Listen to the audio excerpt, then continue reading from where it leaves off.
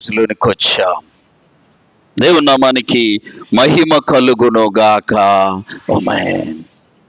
ఆత్మీయంగా మనం బలపడడానికి ప్రార్థనలు ఎంతో ఉపకరిస్తాయి.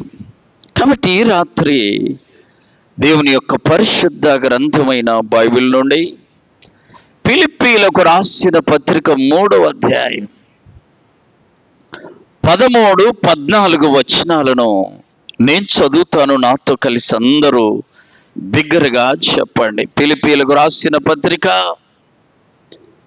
3వ అధ్యాయము 13, 14 వచనాలు. సహోదరులారా, నేను ఇదివరకే పట్టుకొని ఉన్నానని తలంచుకొనను, అయితే ఒకటి చేయుచున్నాను, వెనుకున్నవి మరచి ముందున్న వాటి కొరకై వేగిరపడుచు క్రీస్తు యేసునందు దేవుని ఉన్నతమైన పిలుపునకు కలుగు బహుమానము పొందవలెనని గురి యొద్దకే పరుగెత్తుచున్నాను. మరలా చదువుదామండి బిగ్గరగా. గురి యొద్దకే పరుగెత్తుచున్నాను.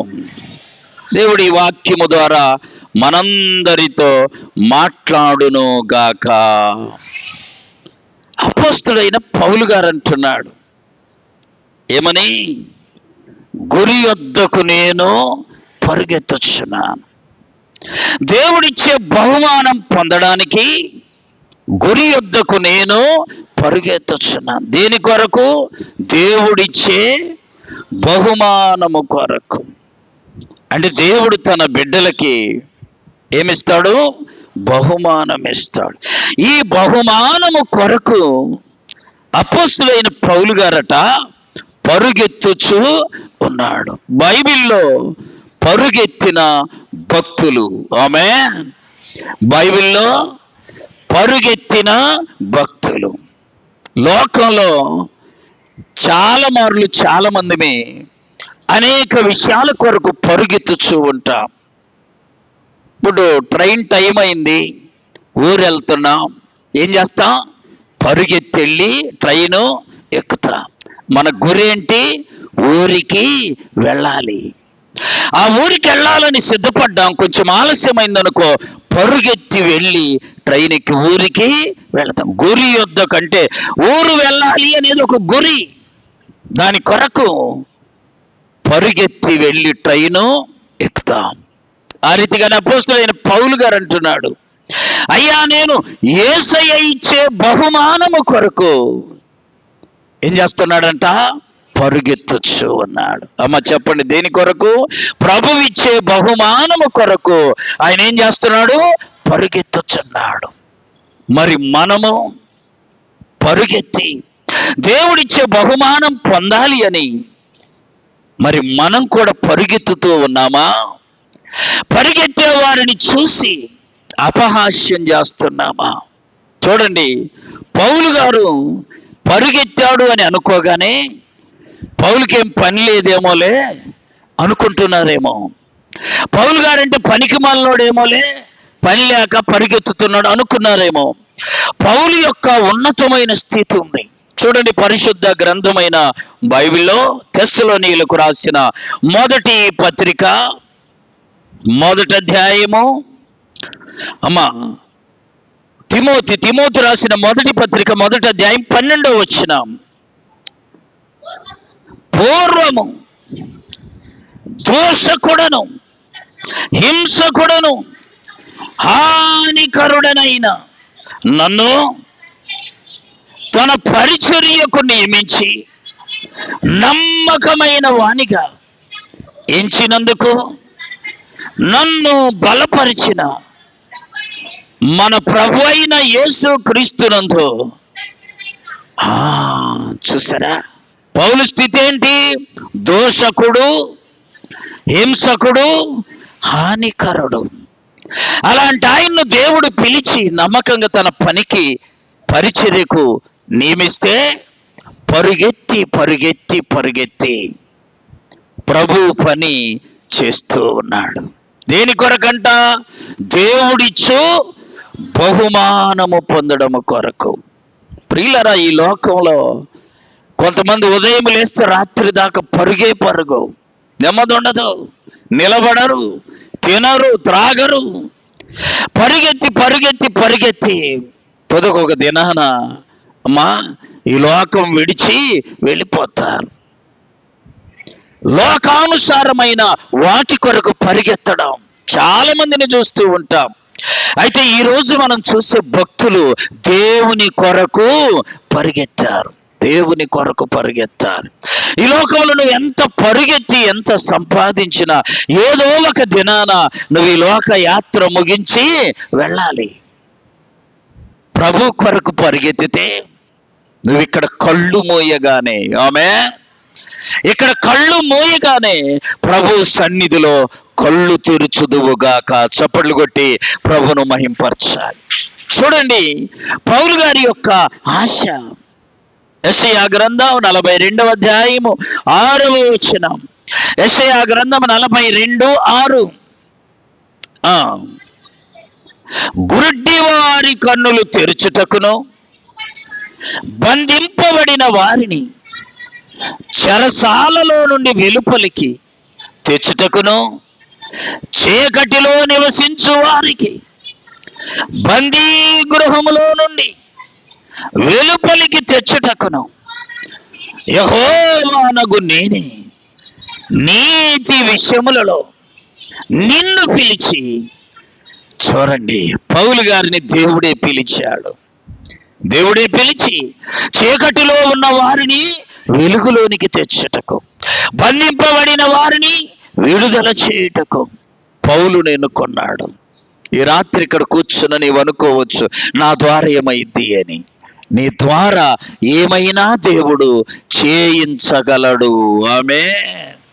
హానికరుడైన పౌలు ద్వారా కొన్ని పత్రికలు వ్రాయించాడు, కొన్ని ప్రాంతాల్లో ఆయన పరిచర్య చేయించాడు, అనేక మందిని రక్షించుటకు సాధనంగా వాడుకున్నాడు. దాని కొరకు పౌలు గారు పరుగెత్తుతూ ఉన్నాడు. అపోస్తల కార్యముల గ్రంథం 9వ అధ్యాయము 17-18 వచన చదువుమా.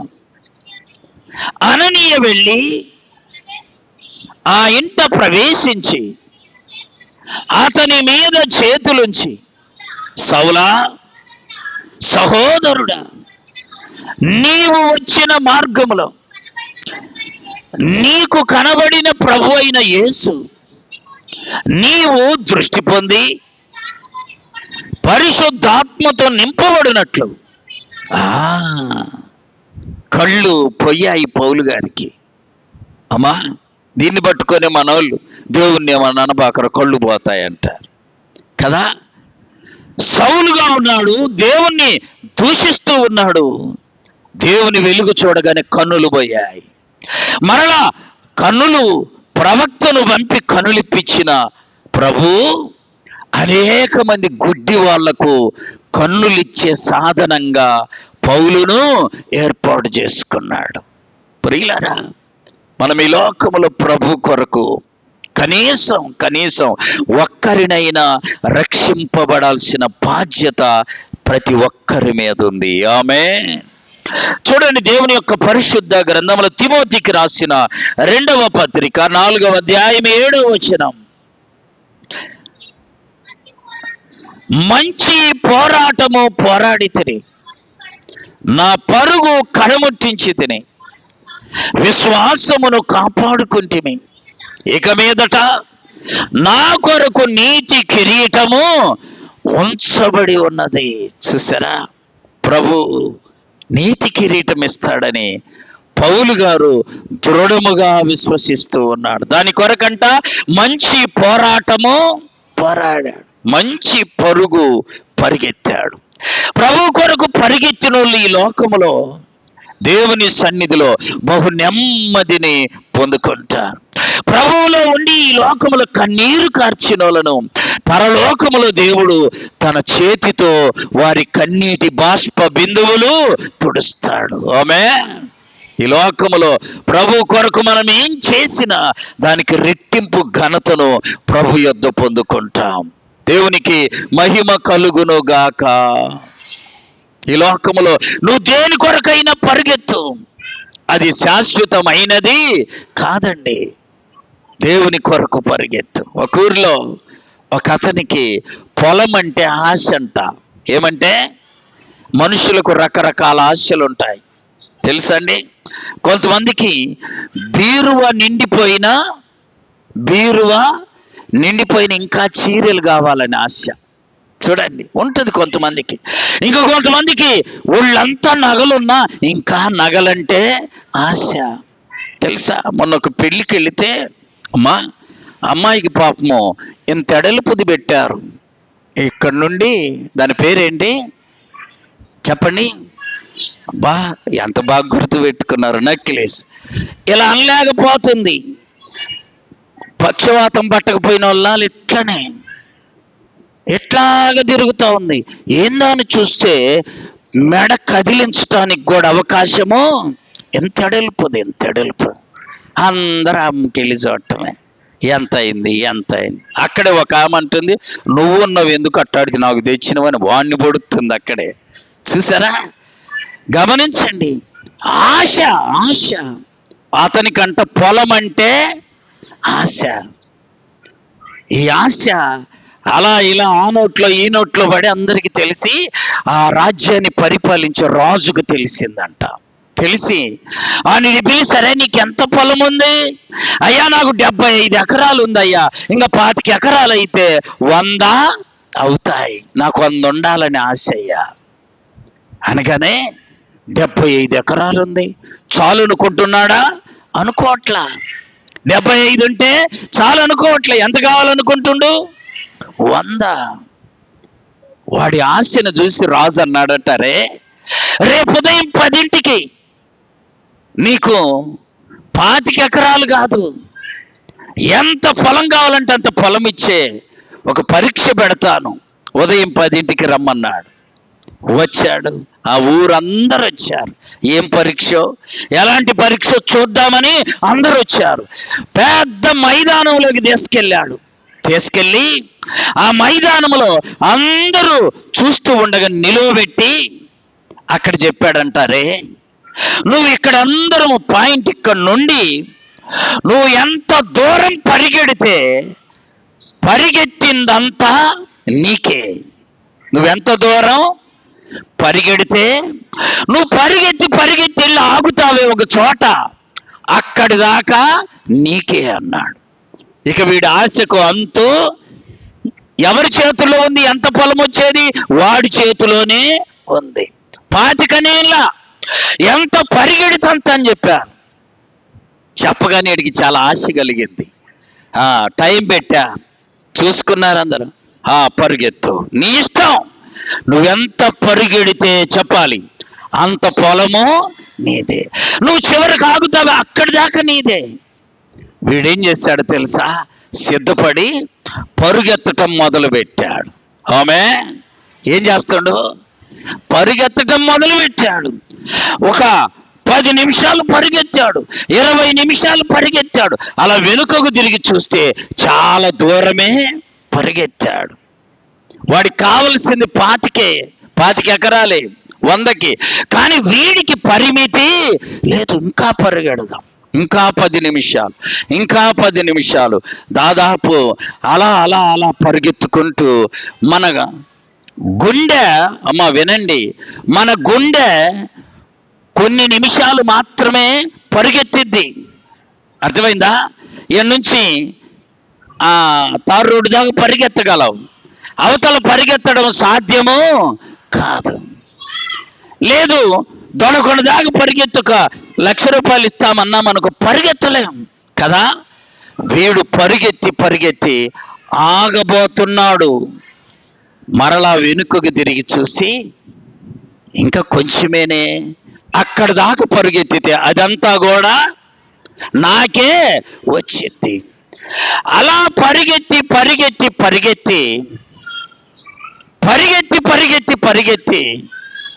తుదకి ఏమైందో తెలుసా? అమ్మా, అలా పరిగెత్తి పరిగెత్తి పరిగెత్తి చివరికి వెళ్ళి పడిపోయాడు. ఏమయ్యాడు? నువ్వు 20 కేజీలు మొయ్యగలవు అనుకో, 20 కేజీలు తల మీద పెడితే మెల్లగా వెళ్ళగలం. 20 బదులు 40 పెడితే, చెప్పండి, సరే 40 బదులు 50 పెడితే, 50 బదులు 100 పెడితే అక్కడే కూలబడిపోతా. వాడు పరిగెత్తి పరిగెత్తి ఇంక కొంచెం పరిగెత్తుదాం, ఆ పొలము నాకు వస్తుంది, అక్కడ దాకా పరిగెత్తాం, ఆ పొలము నాకు వస్తుంది, పరిగెత్తి పరిగెత్తి అక్కడ పడి చనిపోయాడు. ఏమయ్యాడు? పొలం వచ్చిందా? అదే శక్తి ఉన్న మేర, అవకాశం ఉన్న వరకు పరిగెత్తుంటే వాడికి ఆ పొలము వచ్చేది. లోకములో పరుగు ఇలా ఉంటుంది, గుర్తుపెట్టుకోండి. ఎవరికి ఈ లోకంలో తృప్తి అనేది ఉండదు. చాలే చాలే, ఇంతవరకు దేవుడిచ్చాడు అని నువ్వు తృప్తి పడితే నీ ఆత్మీయ జీవితం కూడా ఫలభరితంగా ఉంటుంది, నీ శరీరానికి కూడా క్షేమం ఉంటుంది. తెలుసా? ఇంకా ఇంకా ఇంకా ఇంకా చూడండి, మా బంధువుల్లో ఒక ఆమె పెళ్లి చేస్తే, అమ్మా, పెళ్లి కూతురుకు 1,50,000 చీర కొన్నారు. ఎంత? ఓ అమ్మా, ఎంతమ్మా? నాకు అసలు అప్పటిదాకా తెలియదు 1,50,000కి చీర ఉంటుందని. లేదు మామయ్య, 5 లక్షలకు కూడా ఉందంటుంది. ఎంత? చూడండి, పరిమితి లేదు మానవునికి. ప్రియులరా, నువ్వెంతది ఎంత గొప్ప వస్తువు కొన్నా నిన్ను మించి కొనేవాడు కూడా లోకంలో ఇంకొకడు ఉంటారు. అయితే దేవునిలో నీవు పరిగెత్తితే దేవుడు ఏమిస్తాడో తెలుసా నీకు? పౌలు గారు అంటున్నాడు, ఇక మీదట నా కొరకు నీతి కిరీటం ఉంచబడి ఉన్నా.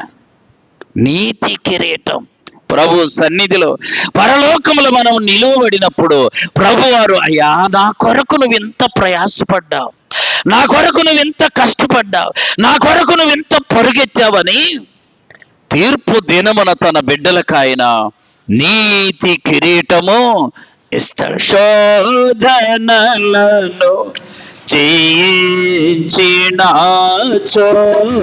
భాగ్యవంతుడవు,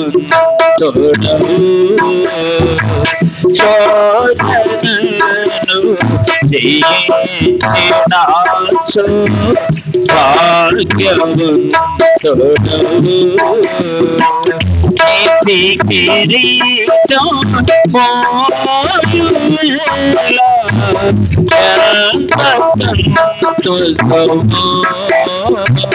జీవ కిరీటం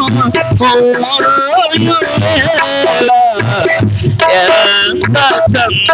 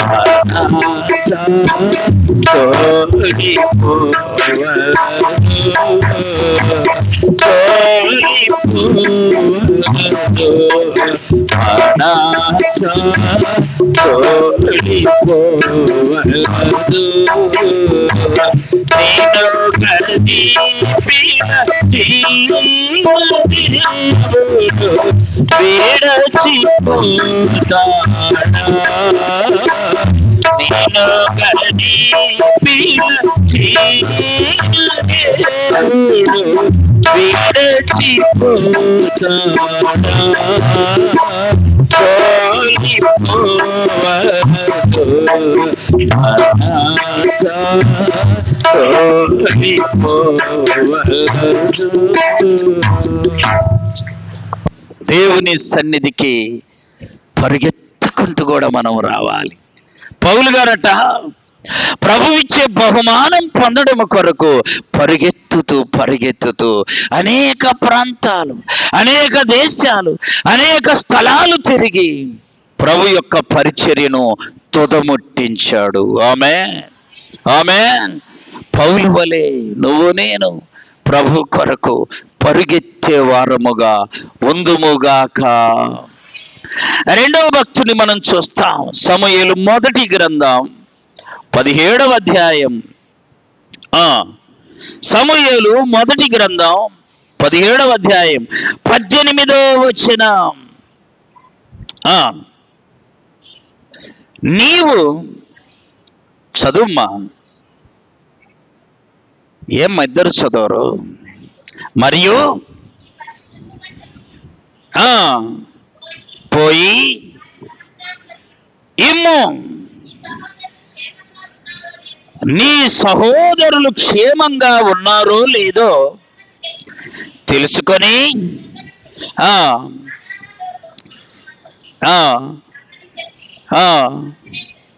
అభివేశను పంపివేశను. అమ్మ ఎక్కడ చదువుతున్నారు? 17వ అధ్యాయము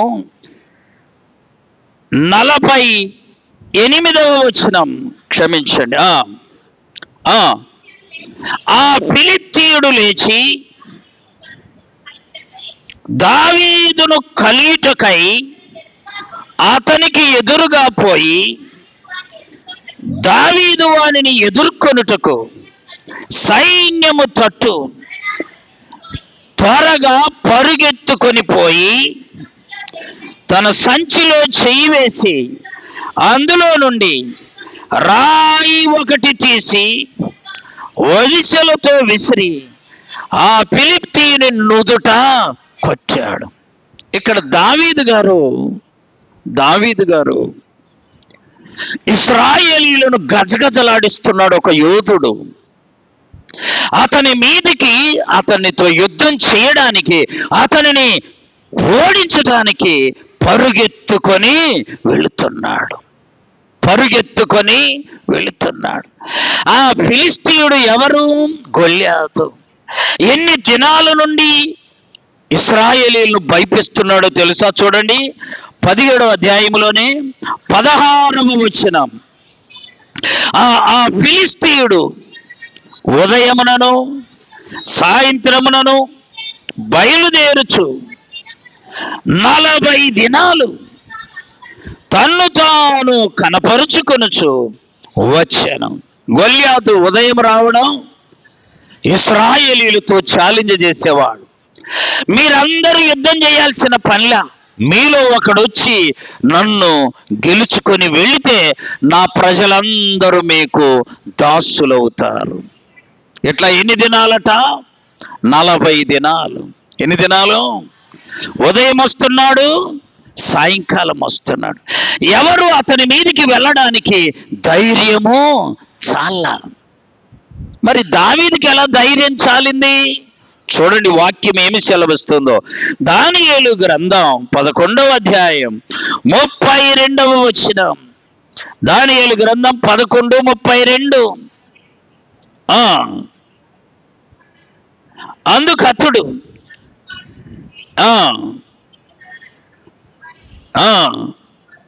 కొనుము, అయితే తమ దేవుణ్ణి ఎరుగువారు బలము కలిగి. ఏం కార్యాలంట?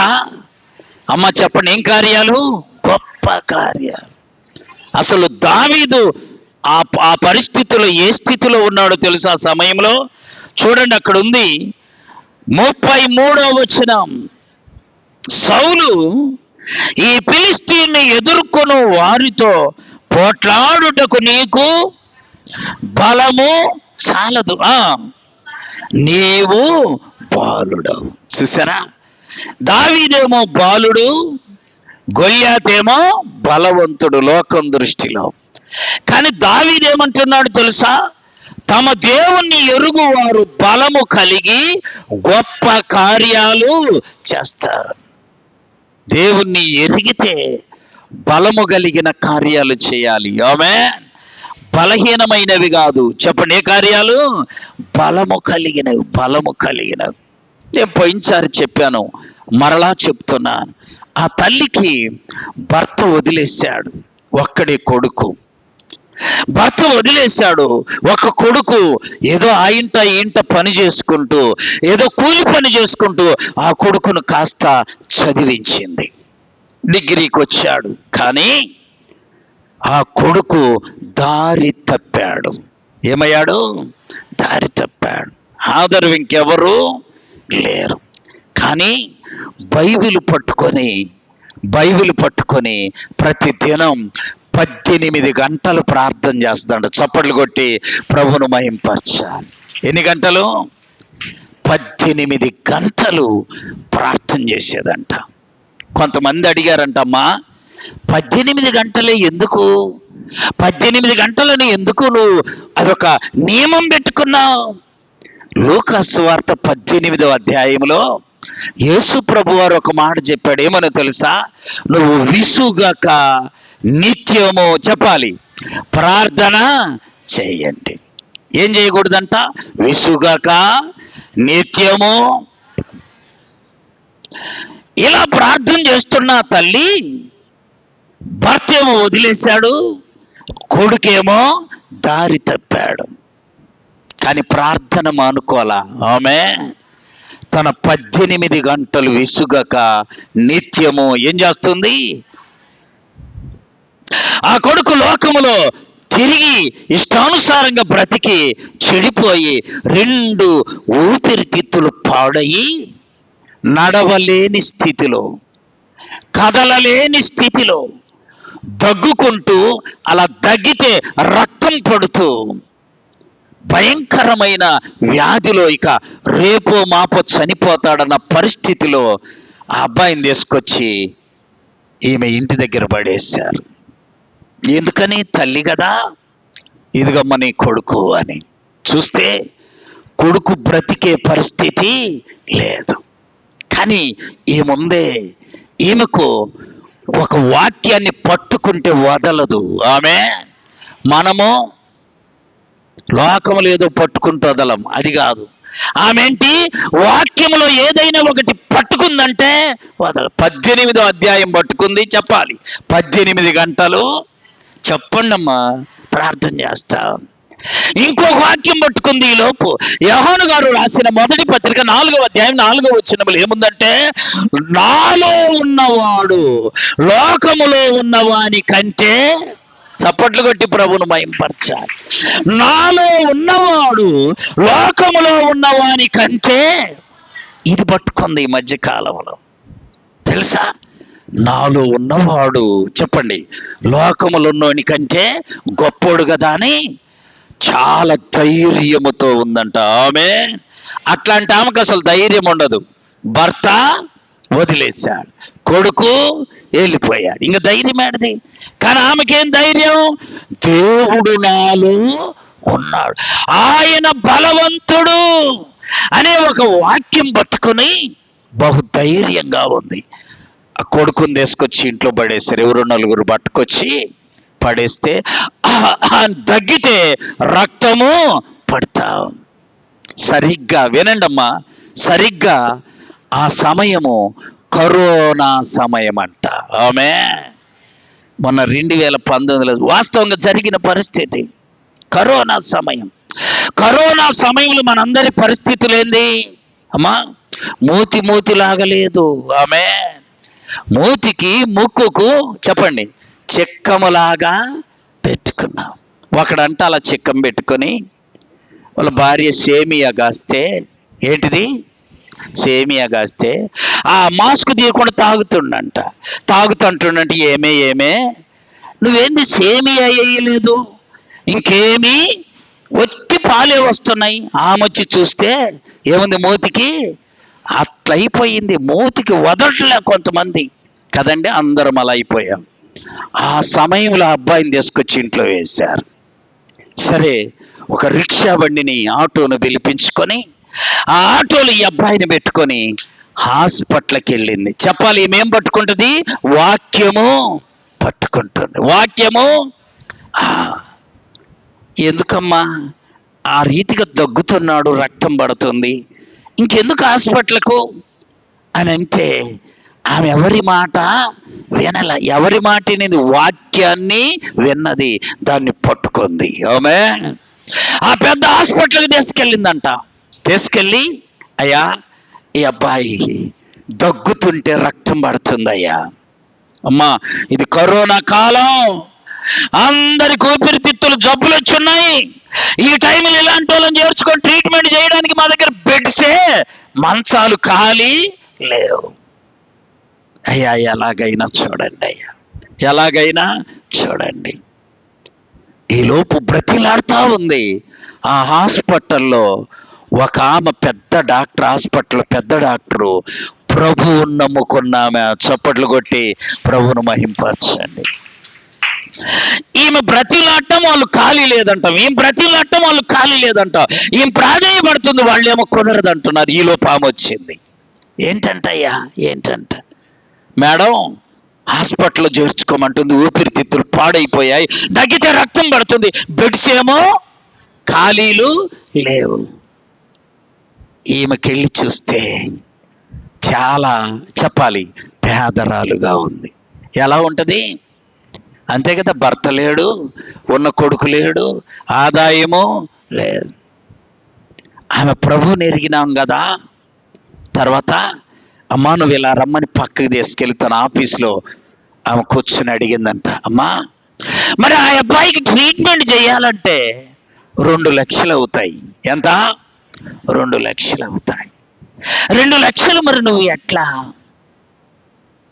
వినండి, అది నేను గుర్తొచ్చినప్పుడల్లా నా గుండెల్లో ఈ లెక్కలేనంత భారం వేసింది. అన్నదంట, అమ్మా 24 గంటలు నాకు టైం ఇస్తే, ఆమె ఎంత? చూడండి, నేను ఖచ్చితంగా కడతాను. అయితే నాకు 24 గంటలు టైం ఇయ్యాలి అని. మరి నువ్వు ఎక్కడ తెస్తావు ఏమని అంటే అన్నదట, నాకున్నది చెప్పండి బైబిల్. నాకున్నది ఒక్క బైబిల్ అమ్మా. భర్త వదిలేశాడు, కొడుకు ఎలా అయిపోయాడు, నాకున్నదంతా ఈ బైబిల్. దేవుడమ్మా, దేవుడు ఉన్నాడు నాలో. ఆ దేవుడు లోకంలో ఉన్న వాళ్ళందరికంటే బలవంతుడు. కాబట్టి నాకు 24 గంటలు సమయం ఇవ్వాలి, వినాలి జాగ్రత్తగా అని చెప్తే, ఈమెకు దేవుణ్ణి ఎరిగినాం కదా, కొంచెం ఏముంటుంది చెప్పండి, దయ, ప్రేమ, జాలి, కనికరము ఉంటుంది. ఉందా మరి మన దగ్గర? 4లో 1 అన్నా. చూడండి, ఈమె బాధ చూసి, ఈమె విశ్వాసం చూసి ఆ డాక్టర్ని పిలిచి చెప్పిందంట, 24 గంటలు కడతానంటుంది. ఆ మెట్ల దగ్గర ఒక బెడ్ ఉంది కదా, అక్కడ వేసి ట్రీట్మెంటు ప్రారంభించండి. ఆమేన్. ఆ మాట చెప్పగానే డాక్టర్లమ్మ ఆమెకెళ్ళి చూస్తే కట్టలేదు మేడం, మీరు అనవసరం. ఆమె కట్టకపోతే చెప్పాలి, నేను దేవుని పిల్లలందరూ ఎలా ఉందురుగాక. దేవుని బిడ్డల కాడికి మనం వెళ్ళినప్పుడయ్యా, వాళ్ళు ఎవరు చేయకపోయినా నేను చేస్తాననే భరోసా ఈ లోకములో దేవుని బిడ్డల దగ్గరే ఉంటుంది. ఆమేన్. అన్నదంట, వాళ్ళు ఎవరు ఆమె కట్టలేకపోతే నేను కడతాను డాక్టర్ గారు, స్టార్ట్ చేయండి. స్టార్ట్ చేశారు, ట్రీట్మెంటు స్టార్ట్ చేశారు. స్టార్ట్ చేసి ట్రీట్మెంట్ ఒకవైపు జరుగుతూ ఉంది. ఈమె ఒక మూలన కూర్చొని ఏం చేస్తుంది? ప్రార్థన చేస్తుంది. ఆమెకు ఒక అలవాటు ఉందని చెప్పా. ఏం అలవాటు? 18 గంటలు ప్రార్థన. 18 గంటలు రోజు ప్రార్థన చేసే వాళ్ళకి ఇప్పుడు 24 గంటలు చేయడం పెద్ద బాధ ఉండదు. అర్థమైందా? పెద్ద కష్టంగా ఉండదు. అసలు చెయ్యనోడికి 20 గంటలు ప్రార్థన చేయమంటే సాధ్యము 20 రకాలుగా మారిపోద్ది ఒళ్ళంతా కదండి.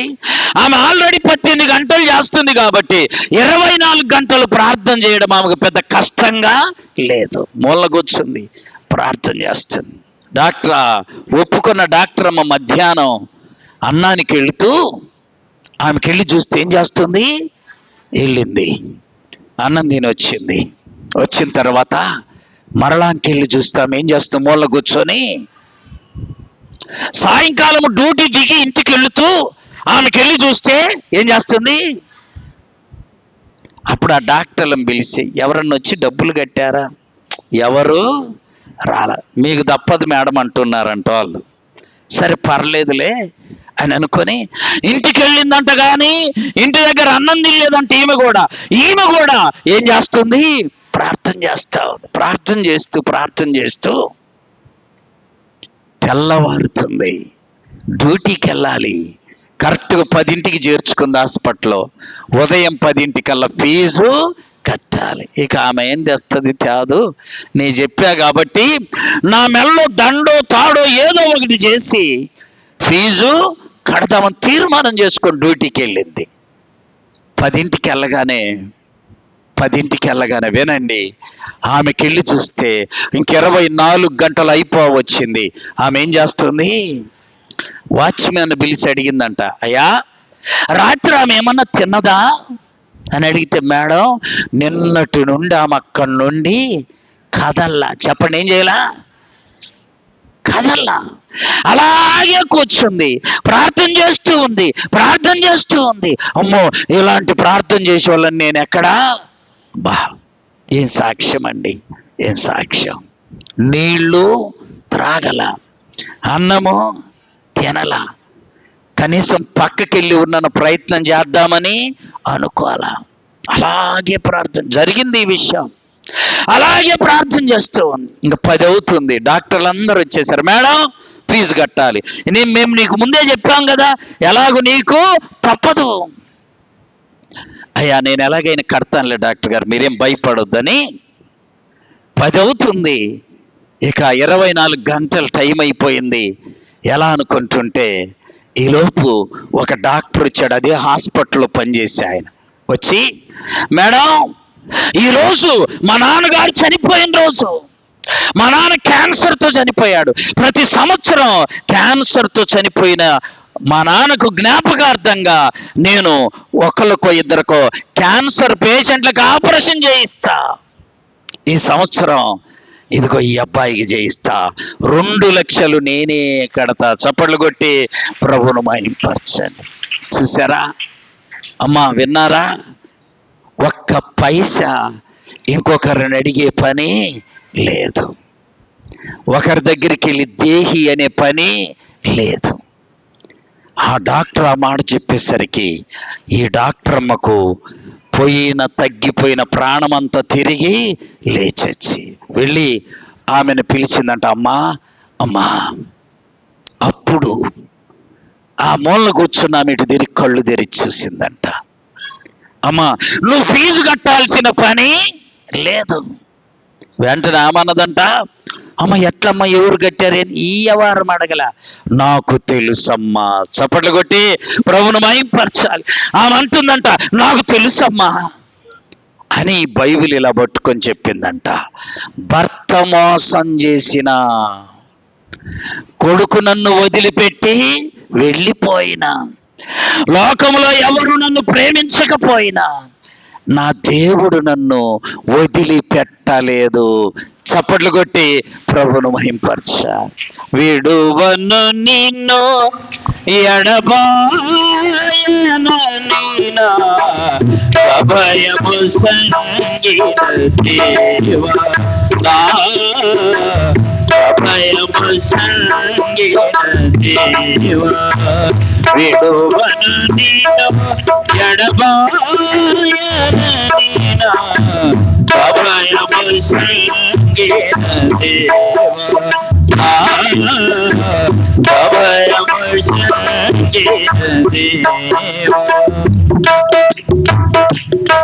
ఆమె మాట చెప్పేసరికంట ఈ డాక్టర్ ముందే ప్రభువుని ఎరిగినామా ఆమెకు కళ్ళమ్మిటి నీళ్ళు పట్టాయి. అప్పుడు చెప్పిందంటమ్మా, నీ పైన గెటప్ బాగలేదు, నీ పైన సెటప్ బాగలేదు. అంతే కదా, పేదల వారి యొక్క సెటప్ ఎట్లుంటుంది? బాగుండదు. కానీ నీ లోపల సెటప్ చాలా బాగుంది. చప్పట్లు కొట్టి ప్రభువును మహింపరచాలి అని మేమున్నామే. మాకు పైన సెటప్ చెప్పాలి బాగుంది, లోపల గెటప్ బాగలేదు. నీకు పైన సెటప్ బాగలేదు కానమ్మా, లోపల సెటప్ ఆలోచించండి. మనకి ఏది బాగుండాలి చెప్పండి? పైన సెటప్పా, లోపల సెటప్పా? లోపల దేవుడు చూస్తుండు. నన్ను ఒక ఆయన మొన్న అంటూ, నువ్వు రంగేయి సార్. ఏమయ్యి? నాకు లేని బాధ వాడికి ఎందుకు? ఏమేయాలంట నేను? బైబిల్ చదువుకునేది బాగొట్టి, వాక్యం చెప్పుకునేది బాగొట్టి, ప్రార్థన చేసుకునేది బాగొట్టి ఏమేయాలి? ఎందుకు వేయాలి? దానికి ఎంత టైము? ఇప్పుడు చూస్తున్న కొంతమంది వాళ్ళ బాధలు చూస్తుంటే ఫంక్షన్ అంటే రంగు, ప్రార్థన అంటే రంగు, ఎక్కడికన్నా వెళ్ళాలంటే తర్వాత బండికి వెళ్తా, ఈ బండికి నేను ఏం చేయాలి? ఎందుకంత బాధ? లోపల సెటప్ బాగుండాలి. ఆమె ఏం బాగుండాలి? పైన సెటప్ ఎట్లున్నా ప్రభు మనలో ఉండాలంటే లోపల సెటప్ బాగుండాలి. ఆ డాక్టర్ అమ్మ మాట చెప్పి 2 చేతులు ఆమె తల మీద పెట్టించుకొని, ముసలామె చేతులు, అమ్మా ఎవరి చేతులు పెట్టించుకోవాలి? డాక్టర్ అమ్మ చేతులు ఆమె మీద ఉండాలి. ఇక్కడ ఏం చేస్తున్నా? ఆమె 2 చేతులు తీసి తన తల మీద పెట్టుకునమ్మా, నా కొరకు ప్రార్థన చేయి, నన్ను దీవించు. ఆమె చూసారా? దావీదుకు తెలుసు నాలో బలవంతుడున్నాడు. ఆమె గొల్యాతైనా ఏం కాదు, వాళ్ళ నానైనా ఏం కాదు. అందరూ భయపడ్డారు. 40 దినాలు పరిగెత్తుతున్నారు భయపడి గొల్యాతును చూసి. దావీదు వాడి ఎత్తును చూడల, ఆమె వాడి బలమును చూడల, వాడి బల్యమును చూడల. ఎవరిని చూశాడు? తనలో ఉన్న దేవుణ్ణి చూశాడు. నువ్వు నేను సమస్యలు వచ్చినప్పుడు, శోధనలు వచ్చినప్పుడు, బాధలు వచ్చినప్పుడు, వ్యాధులు వచ్చినప్పుడు మన శక్తిని కాదు చూడాల్సింది. ఎవరి శక్తిని? అనంతమైన దేవుని శక్తిని చూడాలి. అప్పుడు ఆయన మనలో గొప్ప కార్యాలు చేస్తాడు. ఆమేన్, ఆమేన్. దేవుని మహాకృప ఎంత గొప్పది ప్రియులారా.